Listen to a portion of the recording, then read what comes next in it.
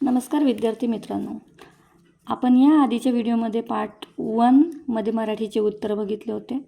Part 2 मध्ये सायन्सचे उत्तर बघितले होते. आता पार्ट 3 मध्ये मी तुम्हाला इतिहास, भूगोल, नागरिकशास्त्राचे उत्तर सांगणार आहे. तर प्रश्न क्रमांक 51, श्री शिव भारत हे शिवचरित्र कोणी लिहिले? तर त्याचं उत्तर आहे परमानंद. प्रश्न क्रमांक 52, दीन ई इलाही या पंथाची स्थापना कोणी केली? तर त्याचं उत्तर आहे अकबर.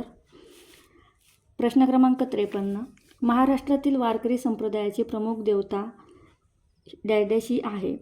तर विठ्ठल.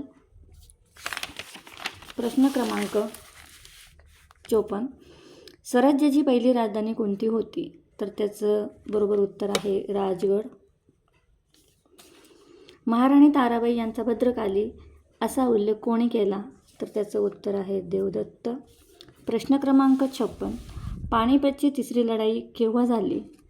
तर त्याचं उत्तर आहे ऑप्शन नंबर 4, 14 जानेवारी 1761. प्रश्न क्रमांक 57, चंद्र पृथ्वीपासून जास्तीत जास्त दूर असतो त्या स्थितीस काय म्हणतात? तर ऑप्शन आहे 1, अपभू. 58, वाराचा वेग कोणत्या परिमाणात मोजला जातो? तर त्याचं उत्तर आहे नॉट्स.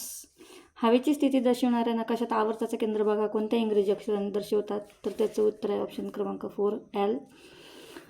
क्वेश्चन नंबर 60, बदाऊन ही मानवी जमात खालीलपैकी कोणत्या नैसर्गिक प्रदेशात आढळते? तर त्याचं उत्तर आहे ऑप्शन नंबर 1, उष्ण वाळवंटी प्रदेश. त्यानंतर प्रश्न क्रमांक 61, महाराष्ट्र राज्याच्या कोकण किनारपट्टीत मृदेचा कोणता प्रकार आढळतो? तर त्याचं बरोबर उत्तर आहे 4, जांभी मृदा.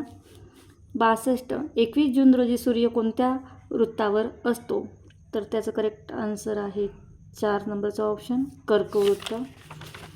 प्रश्न क्रमांक 63, संरक्षण आणि परराष्ट्र व्यवहार या विषयावर कायदा करण्याचा अधिकार कोणाला आहे? तर केंद्र शासन.